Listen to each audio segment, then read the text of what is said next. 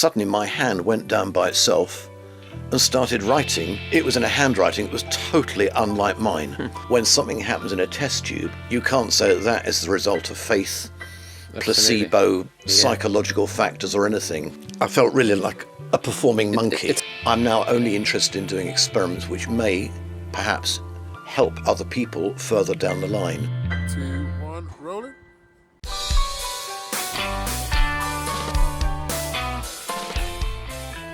This is StoryCo, the podcast about the business of story and storytelling. I'm James Kirkham. Let's get into it. When Matthew Manning was a boy, the dead wrote their names on his bedroom walls. As a young man, he bent metal in front of a Nobel physicist and moved a compass needle without touching it. And in a sealed laboratory flask he never laid a hand on, cancer cells died in their thousands while he simply willed them to be gone. Then at the height of his fame, he walked away from the cameras to do one quiet thing for the rest of his life: healing. And to prove, in his own words, that we are all connected. He gave up the magic the moment it made him famous, and today I want to know why. Matthew, welcome to StoryCo. Tell me a story. 50 years ago, almost to the week, I was in Japan. And I'd been invited over there to do a very big television show called Wednesday Special, because I'd done television shows in this country and in Europe. So they wanted me to go to Japan to do the same thing. So on this show, they had telephone lines so people could call in if anything happened at home. I'm in the studio doing automatic writing and automatic drawing, but that was completely eclipsed by the telephone calls that started to come in. Hundreds and hundreds of these calls with odd, anomalous poltergeist type activity occurring in people's homes right across Japan. There were a number of them that were really very difficult to explain. One, for example, was reported by a man who was watching a picture in his sitting room above the television set, starting to swing back and forth through 180 degrees on its hook. He was a professor of electronic engineering, so I don't think that someone like that was about to make up a story which at that time in 1976, 50 years ago, could have been quite detrimental to his reputation. Of course. Another academic phoned in and reported that a glass ashtray that had been in the middle of the coffee table had suddenly split in two with a loud crack. There were reports like this coming in from all over Japan, hundreds and hundreds of them. And in many ways, that television programme for me was absolutely pivotal. I'd spent 2 years promoting a book that I'd had published when I was just 19 called The Link. It went on to sell over 1 million copies globally. For me personally, it was perhaps one of the worst experiences I had. And I came away from Japan and I thought to myself, what actually am I doing? What am I trying to achieve? Where am I going to be going in the future? Do I really want to spend the rest of my life going from one television station to another, doing talk shows, breaking things in people's homes, having television equipment malfunctioning and so on? And that was the point, in my head at least, where I turned my back on everything. I'd had this enormous fame and maybe notoriety, and I thought there's got to be something more to life than this. I came back to this country and I spent several months thinking about what I could do. And I really didn't have any idea. That was all I'd known. But it was a time, late 76, early 77, it was the tail end of the hippie movement. And I'd read all these stories about people that had gone over to India and they'd found some guru in an ashram and they'd sat cross-legged in front of him and had found the answers to life. So I thought, I need to go to India, because maybe if I follow that path and I find some guru, I will find or be directed toward what I should be doing for the rest of my life. I spent 6 weeks in India, going from one part of the country to the other, looking for a guru, and I never found one. And I thought in my more cynical moments that maybe they were all in the West in nice air-conditioned buildings.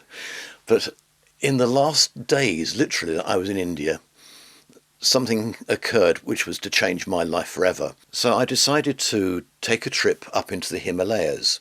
I was by myself, and I took a taxi, this was unbelievable, from Delhi, and I just said to the guy, take me up into the mountains. Wow. So we drove, and we started going higher up into the foothills. We passed a stunning town called Simla. We eventually reached a little village called Nakurnd. I didn't know it at the time. It was only when I came back afterwards to look. It was 12,000 feet up. Wow. And at that point, the road ran out. You couldn't get any further. I decided to stay that night in what was then euphemistically called a guest house. And I had in my mind to get up really early the next morning, to put my camera up on a tripod and to photograph the sun as it rose from behind the mountains on the Chinese side. So I got up, it was still dark. I found an area where I could set everything up, and I waited for sunrise.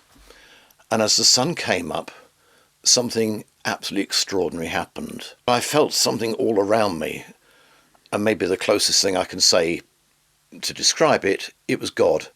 But I say I'm not a religious person. Yeah. But in those moments which were timeless and suspended, I felt as if I was totally at one with the rocks, the trees, the sky, the vegetation. And that presence with a capital P urged me to follow only two paths in life. First of all, to only do those things which I wanted to do, regardless of what other people were trying to persuade me to do, whether it was publishers, television stations, agents, or whatever. And secondly, to follow only those paths which would lead to healing. So when I got back, and this was early 1977, I was already scheduled for a long period of scientific testing at the University of California, and I was due to go out there for a 3-month period. And again, some of the experiments, because I knew what was coming up, involved me in influencing an infrared beam at a distance, trying to influence a computer program. And I thought, I don't actually really want to do this anymore. So we chatted, and I said, look, something's happened to me. I'm now only interested in doing experiments which may perhaps help other people further down the line. So at that point, virtually all the experiments that they had lined up for me were scrapped, and they said, we understand exactly where you are. And so I embarked on the first experiments in a laboratory where it was my job to, for example, influence enzymes in a Petri dish. One of the experiments was influencing a nerve in a frog's leg, which I was able to do. When something happens in a test tube, you can't say that that is the result of faith, Absolutely. placebo, psychological factors or anything.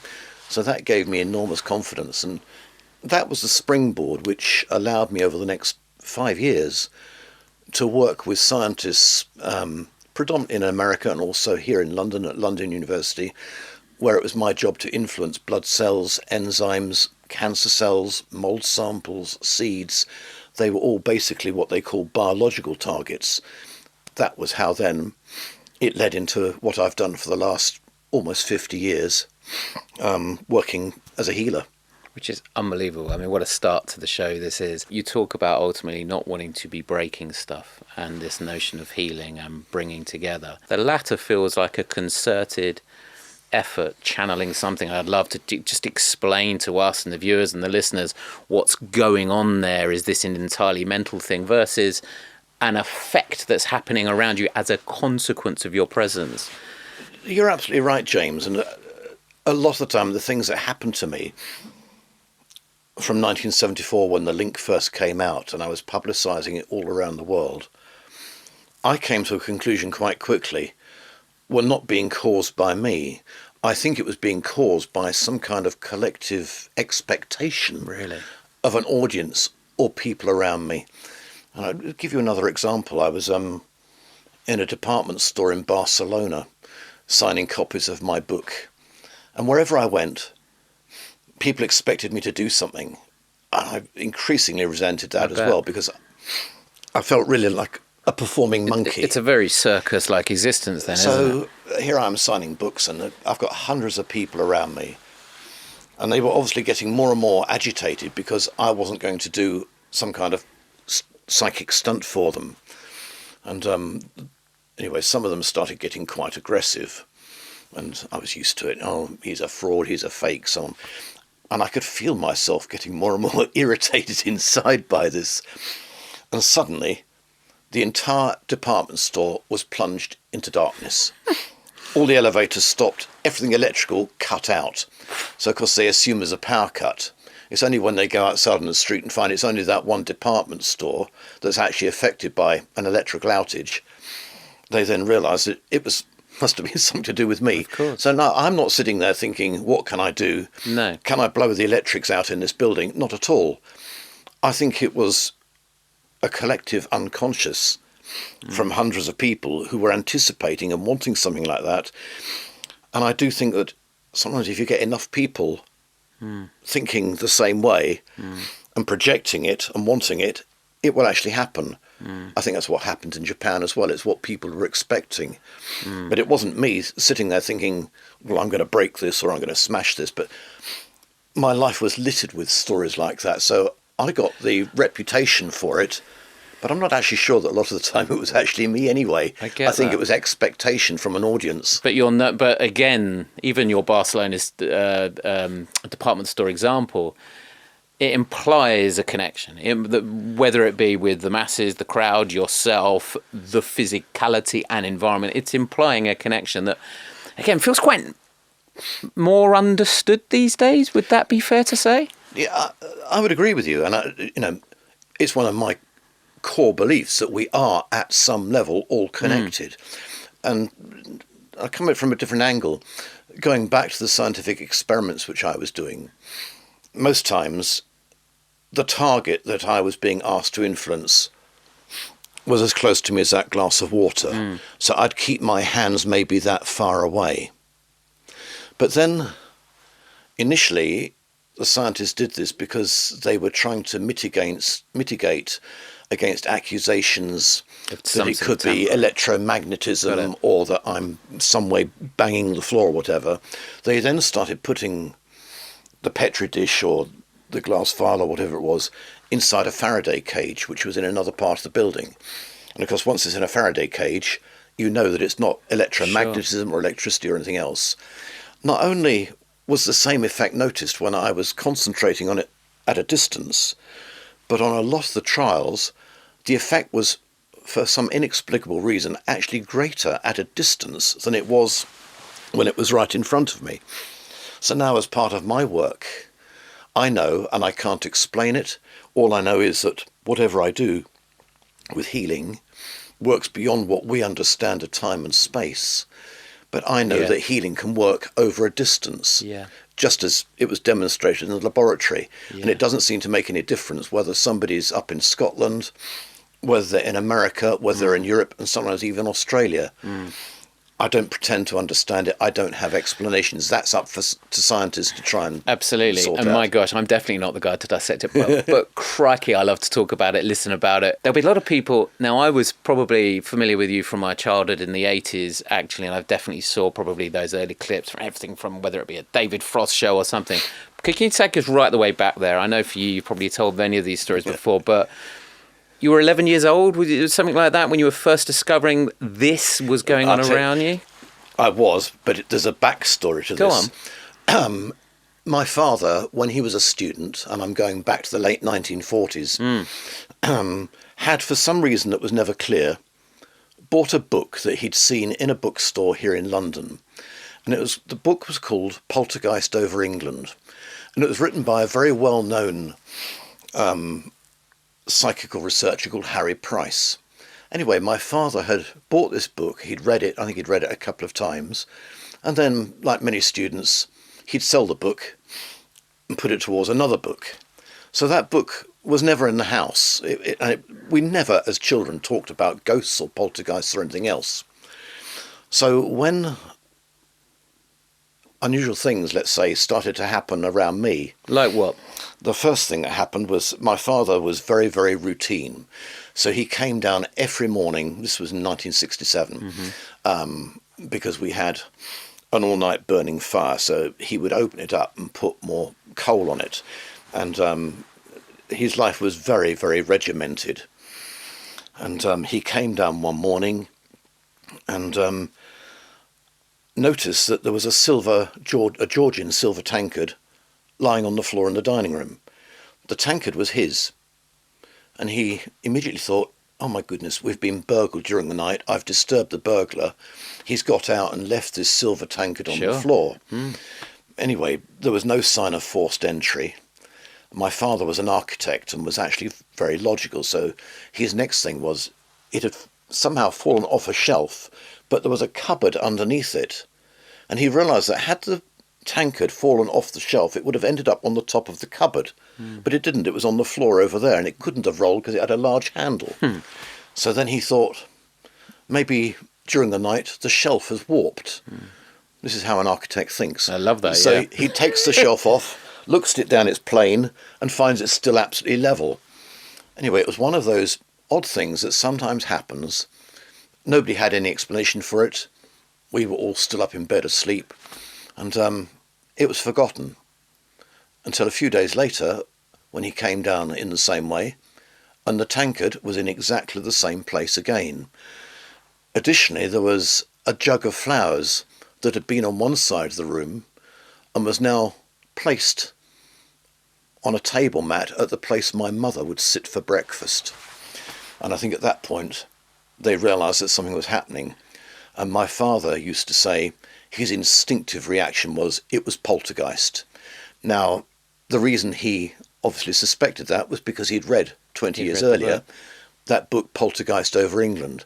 So that was a remarkable, extraordinary thing to have a father that actually had this idea or hunch that it was poltergeist, because many times I think children especially would have been chastised. Absolutely. They'd been whacked with a slip or whatever, don't tell lies, da-da-da-da-da. Yeah. My father didn't take it that way. Obviously, it spooked us all, and that was frightening. Anyway, these events continued over the next 10 days or so, nearly always when my father had gone downstairs, to a point where there were more and more objects that had moved. But then during the daytime, we would hear strange sounds coming from inside the walls, a sound like soaring. It was a detached modern house. You could hear knocking sounds coming from inside the walls, and occasionally a sound rather like a bat would make when it's echolocating. Anyway, my father by now realised that we'd got a poltergeist. But what do you do in 1967? Who do you go to? He wrote to various organisations, Really? the Society for Psychical Research, Really? didn't even get an answer. And one night, in desperation, and this is quite a funny story, drove to the police station in Cambridge to report a poltergeist in the house. And here were the next two very odd synchronicities or coincidences. Most police officers on a desk in a police station, having a guy coming in saying, I've got a poltergeist in my house, would say, what have you been drinking? Sure. This sergeant who was on duty that night had a personal passion, and it was psychical research and ghost hunting. And he completely accepted what my father said and explained to him that the person he needed to help was a man called Professor George Owen, who we'd never heard of. But it turned out that George Owen was a professor of genetics at Trinity College, Cambridge, and was the world's leading expert on poltergeist activity. Gosh. He had written and had published a few years earlier what was and still is the foremost academic tome Really? on poltergeist activity. Which feels crazy being a professor of genetics. And, can we explain the poltergeist? The book was called. And George Owen lived 5 miles away. What were the chances of that happening? So George came to the house, and Nuts. he was actually very reassuring. And he said, this is not due to spirits. It's not due to demonic intervention. It's an energy which often manifests around an adolescent or a pre-adolescent, often in a situation of stress. He said it might be inconvenient, but it has great scientific interest or value. So George Owen became convinced that, something was going on. Anyhow, George said these things usually last for 3 weeks to 3 months. He said it's a bit like a childhood illness. Really? He said then they fade out and that's the end of it. And in that he was right. Really? After 3 months, it all petered out and it became something of a distant memory. How do you perceive that time now? Do you see that as an accurate diagnosis, if you like? It was accurate, and I think I may never know all the answers, or some of them may come still later. Anyhow, in 1967, these events faded out, and the following year I went off to boarding school. Right. And really, the things that had happened the previous year just became a bit of an odd memory. So they became a footnote almost. Yeah. When did it start becoming a more direct, that's something additional or... Well, 3 years later, we'd moved by this time from this modern house, and the move had nothing to do with what had occurred there, to an old house a bit further away from Cambridge. And 3 years later, in early 1971, the poltergeist erupted again, as if what had happened 4 years earlier was just a small dress rehearsal. This time it was on an enormous scale, with furniture moving, objects disappearing, really loud noises. And of course, What did that my feel father was very concerned that I was going back to boarding school, and if these events were to continue at school, You get thrown that either I or another boy could be accused of playing tricks and could be punished. So my father decided to have a meeting with the headmaster, who was a retired army officer, very stiff upper lip, who didn't believe in anything like this. I'm sure. And he said, and he was subsequently filmed saying this, he said, well, in the hurly-burly of everyday life, I didn't expect anything like this to happen in a boys' boarding school. Well, of course it did. We were in a dormitory, I was in a dormitory with, I think, about 24 other boys. We were all in bunk beds.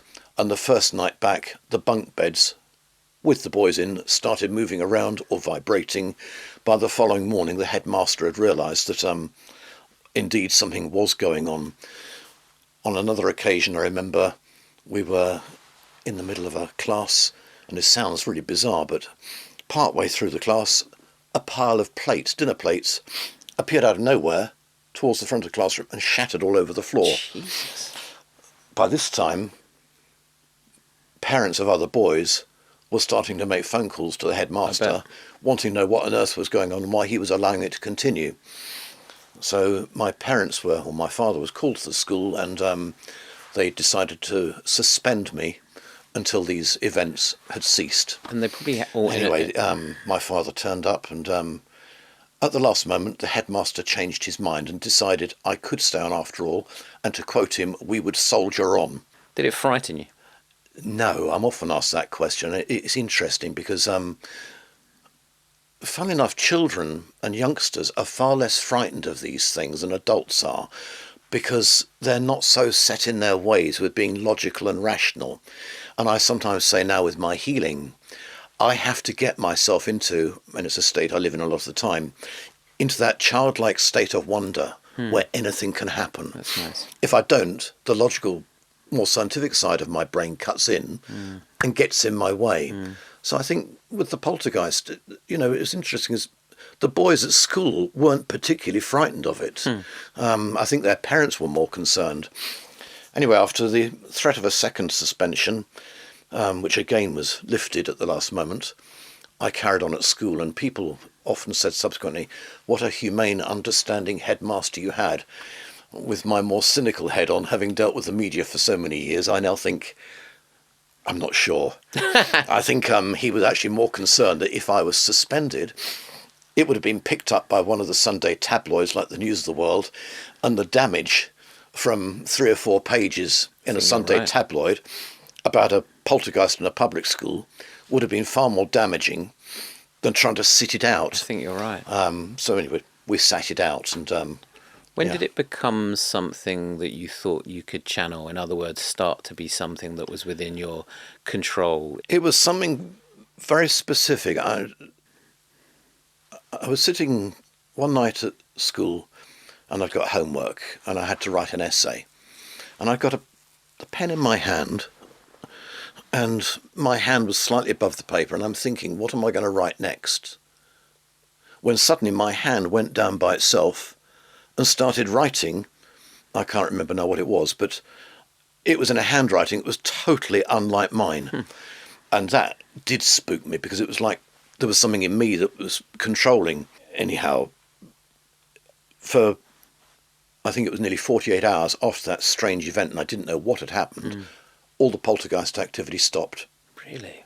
As it was as if somehow it had found a release through this writing, which I subsequently discovered was called automatic writing. Would you move yourself into a state to enable this automatic writing to happen, or was it pretty much as soon as you picked up the pen? It was a sort of detached state. I had to have the pen in my hand and try and clear my head of any other thoughts, and then it would go. But what was interesting was, even at school, and the texts are in that book, The Link, which I wrote, it wasn't just in English. Some of the texts were in Arabic, some were in Chinese, some were in Russian. So it was, I couldn't understand or explain it. But then, and this is what I suppose really set things on a different footing, my mother suggested to me one day, she'd been to art school, and she said, I wonder what would happen if you thought about an artist and tried to do automatic writing but produce a drawing instead. So she said, focus on the name of Alfred Munnings, which meant nothing to me. She knew who Alfred Munnings was. He was a very famous horse painter, and the reason she chose him was because horses are notoriously difficult to draw, and I'd got no artistic ability. Well, it was astonishing, because instead of writing in English or Japanese or whatever, this drawing appeared of a horse. Wow. So then people started saying, well, what about Picasso? So then start drawing in the style of Picasso. So there were hundreds and hundreds and hundreds of these automatic drawings, all in the style of different artists, which ultimately, as I became known, fooled a lot of art experts who said we would have thought that this was by this artist. Now, with the benefit of hindsight, wisdom, decades of wisdom, your greater understanding, how you heal, what was going on there? I do not believe that those drawings were being produced by the spirit of a deceased artist. But I now have this idea that any creative act that we make produces or generates an energy which is never lost. It goes out somewhere into the universe or into the ethers.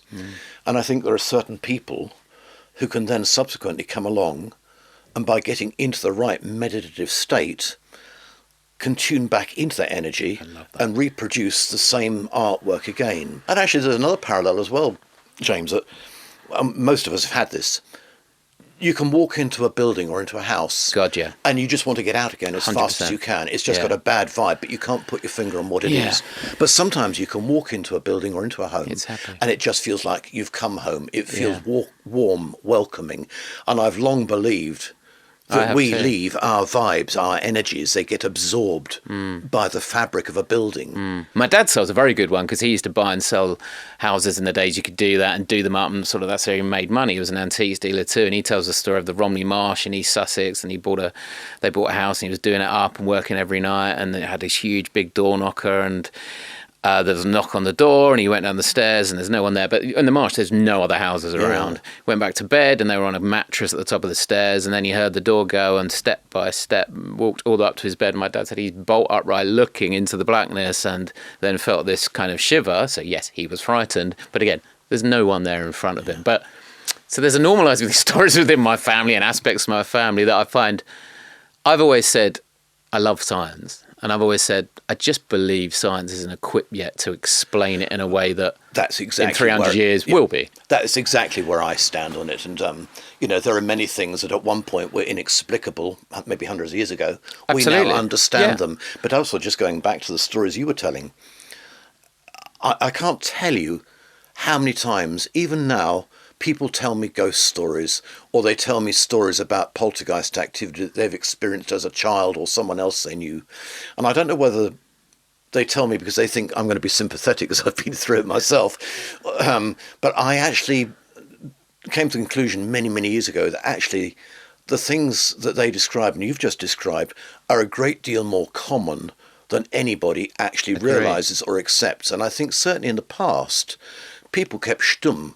they wouldn't say anything. Agree. Because they thought others were going to laugh at them, or they were going to be ostracised, or they were going to have the mickey taken out of them, whatever. So they never said anything. But I do think these events are actually much more frequent than people realise. 100%. There feels like a convergence. There's almost confluence of whether it be science understanding, whether it be a more spiritual understanding, whether it be, you know, it feels like that's getting closer to I guess people's belief in something more than what we've been taught for the last 100 years. It's one thing being aware of this around you. You were then telling me about your presence having a causing an effect.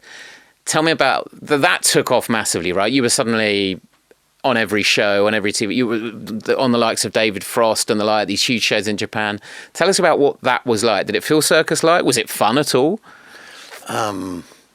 Circus-like, James, yes, it was. I can't say it was particularly fun.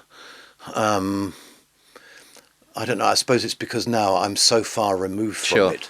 You know, we're nearly 50 years away from that time of my life. So I've spent 50 years being getting involved, out of it, you know, directly in healing. It wasn't in many ways the greatest experience, because you know, one of the things I can't understand about youngsters nowadays is how many of them want fame. Yeah. And I can't understand why anybody wants fame. Maybe they have no idea really what because it's like. If you've ever been through it, you have no idea what the pressures are, and they're probably worse now because of social media than they were back in the early 70s when that didn't exist.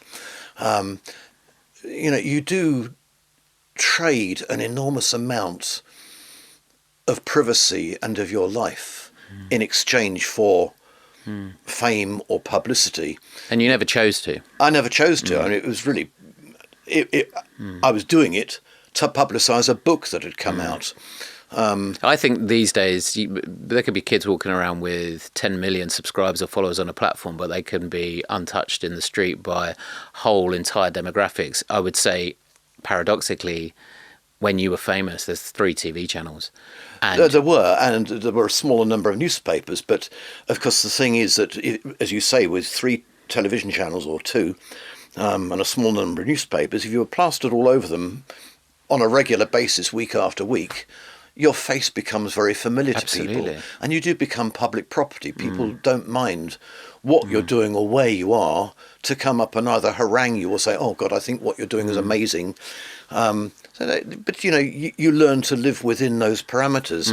I think one of the worst things was, and this was how ill prepared I was and my family were, finding 2 journalists going through what in those days was a dustbin. Nowadays they're wheelie bins, looking for anything they could find that might be incriminating about me or negative or whatever.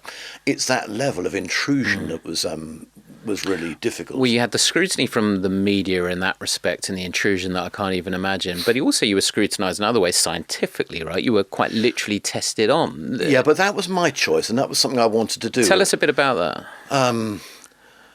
Well, I suppose I'd always had this scientific interest from the time that George Owen first appeared at the house and explained that these things were rare but had great scientific value. So I'd always wanted to understand it myself and to know why these things happen. What was I doing? How did it occur? And I'm not sure I know the answer any better now than I did then. Really? But for example, one of the experiments I did, I mean, this wasn't just a one-off. We would do these experiments hundreds of times to build up a great statistical base. But if you put human blood cells into ordinary water, the red blood cells start expanding, and as I've always explained, it's a bit like overinflating a red balloon. Got it. Suddenly they burst open, and all the hemoglobin from within spills out, which is why it's never a good idea to inject somebody with water. Got it. However, you can buffer that water slightly with a saline solution. And at a very low saline or salt content, if you put the red blood cells in there, they don't explode and disintegrate instantly. It takes a while for them to degrade. So one of the experiments that we did over dozens and dozens of trials, human blood was put in this buffered saline solution, and the scientists would use a machine called a spectrophotometer, which would show them when the blood cells had broken open and disintegrated. And it took approximately 5 minutes. So then, during the trials when I was working, it was my job to hold my hands near that test tube with blood cells and saline solution and to try and heal the blood cells in there. When I did that, the blood cells lasted intact for up to 20 minutes. So it was 4 times longer than without my hands being there. So that you can't explain, as I said earlier, in terms of faith, placebo, or psychological factors. And I did all sorts of different experiments like that, but that was actually ultimately what really caught the attention of the press, because it shifted the whole concept of healing, that, you know, it was something that happened in a church, or you had to have a priest, or you had to have faith. No, you don't. Something's happening as an energy. We might not understand it or be able to explain it, but it does have an effect. And I've always been intrigued because science, and I've worked with so many scientists and some really well-known scientists, and generally there was a belief that science would only accept things which it could measure and quantify, especially repeatedly. So if you couldn't measure it and you couldn't quantify it, it couldn't exist. So people have often said to me, well, how do I explain healing? And the world is actually full of phenomena which you can't explain and you can't necessarily measure in a laboratory, but we don't just dismiss them. So the example I always give is love. Nobody has ever managed to measure love in a laboratory. There is no scientific probe that you can pick up and put near somebody and say, oh, they're completely in love, or, oh, they've just fallen out of love. You know, their love rating's down to 20%. Such a good example. So we don't dismiss love because there's no scientific basis for it. We accept love or judge love on the effect that it has on other people and on the world. And that is the closest that I've got to trying to explain what I do. I don't feel the healing energy comes from me. I feel it comes through me. So you're channeling it. Channeling is one word, but I feel I'm a conduit, a channel, whatever you like. By getting into that certain state of mind, I can direct that energy, whether it's into that saline solution of blood cells or whether it's into a person. And it has, not always, but it often has some real tangible effect or huge impact. Do you think you're unique, or that it's the ability to get into the state that you're describing, that perhaps if we all could move into that state, that could be in many of us, millions of us even? I think it's something which we all potentially have. But here's another interesting story which backs this up. In 1974, I was invited to Canada, to Toronto, to take part in 3 weeks of tests. It was the first time I'd ever worked with scientists.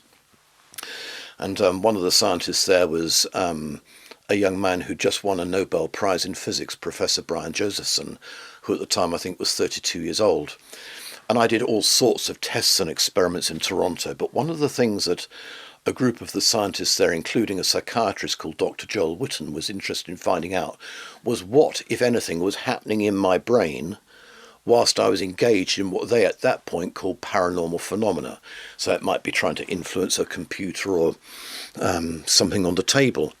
So my head is covered in electrodes and I'm wired up to a machine called an electroencephalograph, which measures brainwave patterns. What they discovered almost immediately was extraordinary. A part of my brain was active when I was doing these things. It's a part of the brain we've all got, but in most people is believed, or was then believed, to be largely dormant or inactive. They didn't really know what it was doing.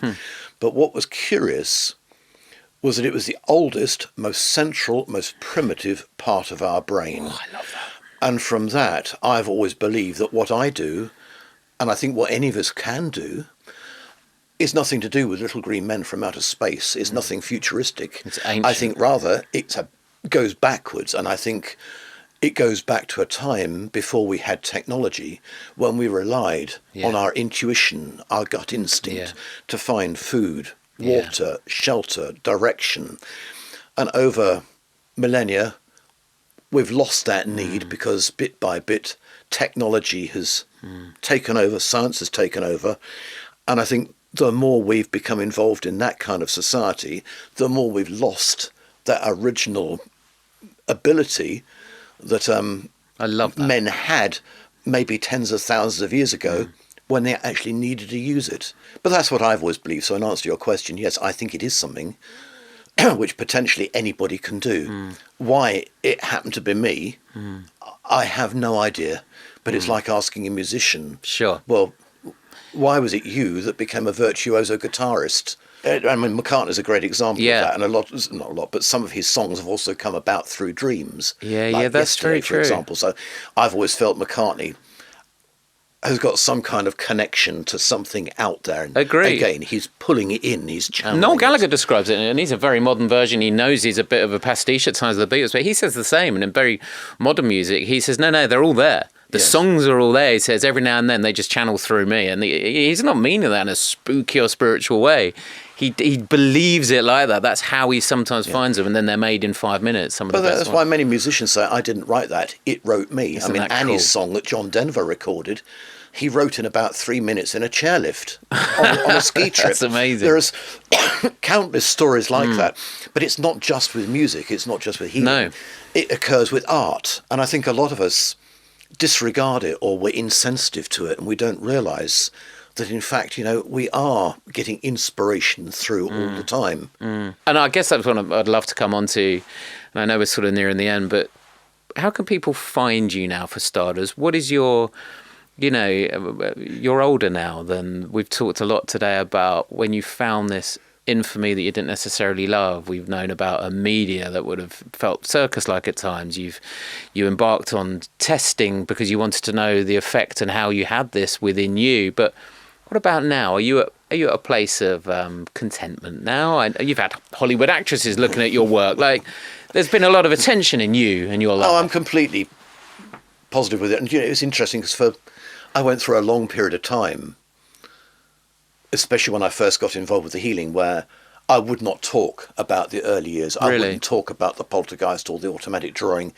I was trying to get away from it because I Sure. didn't want to be associated with that.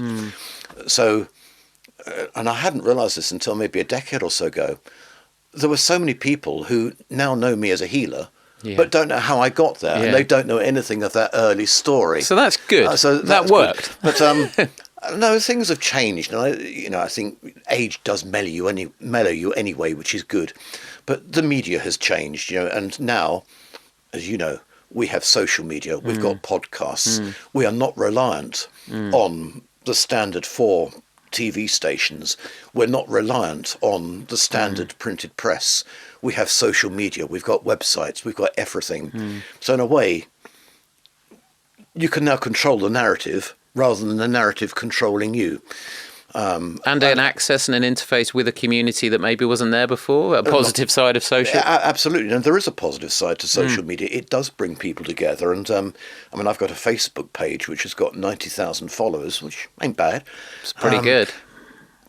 But there 90,000 people who are like-minded, and it's just an indication of how many people there are out there, at least on Facebook or on social media, and there must be many, many more who are not on that, who have got the same kind of thoughts, the same beliefs. And I think many people are, especially at the moment, because the world is in such turmoil, it's in such a mess, I'm very aware that people are looking for some kind of understanding. I'm not going to say explanation, but some understanding. An empathy and a by shared... which they can framework what's going on in the world. And I think always when there's a lot of discord in the world, it makes people question.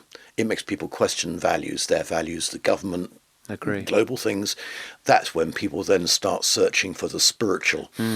And now, although we're living in this extraordinary age of technology and computers and social media, I feel that the thirst for something spiritual is possibly stronger than it's ever agree. been since I've been involved in this work over 50 years. I've enjoyed so much of this conversation from the early years to now. I just know that so many of the viewers of this today will... Well, you'll probably get a brand new crowd, which I'm particularly interested in. Well, that'd be even better. Yeah, who might find it again for Yes. the very first time, Yeah. becoming with their own versions of events or stories. Fantastic. Thank you. And thank you for giving me the opportunity to reach possibly a new audience. Such a pleasure, Matthew. Thank you so much for Thank coming you. in. If you enjoyed this week's show, please follow us on Instagram at StoryCo Pod. Subscribe on Spotify, YouTube, wherever you get your podcasts. Trust me, it really does help. StoryCo is a Telltale Industries production. It's recorded in Studio One at the brilliant TYX Studios here in King's Cross. It's produced by Jago Lee, assistant produced by Nellie Batt. Special thanks to Craig Hepsinstall, Jack Freegar, Tyler Newton, Issa Gibson. I'm James Kirkham. This has been a masterclass in how storytelling pays in this modern media landscape. Go out, tell a story that matters, and we'll see you next week.